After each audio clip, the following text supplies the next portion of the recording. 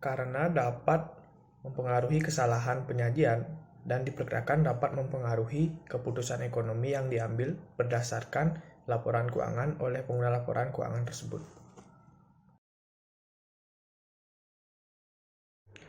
Fraud merupakan suatu tindakan kecurangan yang dilakukan dengan berbagai macam cara dalam sebuah perusahaan.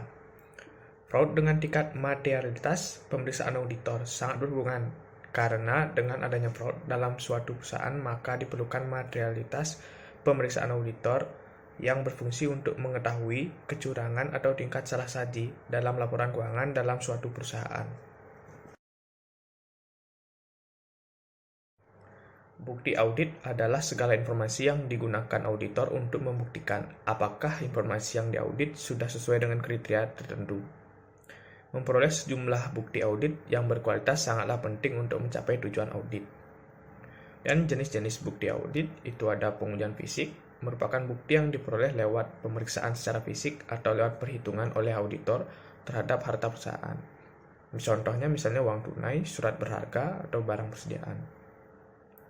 Kemudian ada konfirmasi, merupakan bukti yang didapatkan lewat penegasan dari pihak ketiga sebagai jawaban atas permintaan informasi yang berkaitan dengan asersi manajemen dan tujuan audit. Kemudian yang ketiga ada dokumentasi, merupakan pemeriksaan atau penyelidikan oleh auditor atas dokumen dan catatan klien guna mendukung informasi yang telah tersaji. Dan yang keempat ada prosedur analitis, dengan cara menggunakan perbandingan dan hubungan untuk menilai apakah saldo akun atau data lainnya tampak wajar. Misalnya, auditor melakukan perbandingan total beban gaji dengan contoh tenaga kerja untuk menunjukkan apakah ada pembayaran gaji yang tidak semestinya. Kemudian ada wawancara dengan klien, merupakan upaya untuk memperoleh informasi secara lisan ataupun tertulis dari klien yang menjadi bukti respon atas pernyataan dari auditor. Dan yang keenam ada perhitungan ulang, merupakan pengujian atas keakuratan hasil perhitungan klien. Yang terakhir ada observasi, merupakan penggunaan alat indera untuk menilai aktivitas klien. Misalnya, auditor melakukan kunjungan ke lokasi pabrik untuk mengamati proses produksi.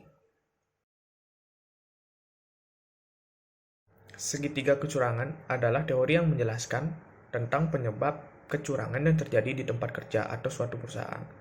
3 faktor tersebut ada, yang pertama, tekanan atau pressure. Adanya tekanan yang dialami oleh pelaku kecurangan mendorong atau memotivasi dia untuk melakukan praktik ilegal yang merugikan keuangan dari suatu perusahaan. Kemudian, yang kedua ada peluang atau kesempatan. Maksud dari peluang atau kesempatan ini itu adalah munculnya suatu kondisi di mana fraud tersebut bisa dilakukan. Kemudian yang ketiga ada pembenaran atau rasionalisasi. Tindakan ini merupakan pembelaan diri oleh pelaku karena merasa tidak bersalah dengan membenarkan alasan mereka melakukan fraud tersebut. Nah, dari contoh kasus yaitu karyawan yang menggelapkan dana perusahaan untuk kepentingan pribadi karena gaya hidup mewahnya. Kemudian ada contoh lainnya seperti karyawan yang mencuri produk perusahaan karena membutuhkan uang untuk biaya pengobatan anaknya yang sedang sakit atau untuk kebutuhan yang lainnya seperti itu. Audit perlu dilakukan dalam perusahaan karena dengan adanya audit dapat membantu perusahaan dalam memeriksa atau mengevaluasi laporan keuangan agar sesuai dengan informasi yang sudah ditentukan.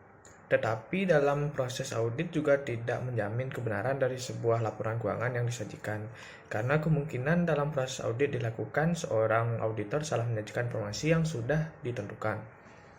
Nah, contohnya itu misalnya adanya salah perhitungan dalam persediaan barang, bisa dikarenakan perhitungan persediaan barang di akhir periode terlalu rendah maupun tinggi.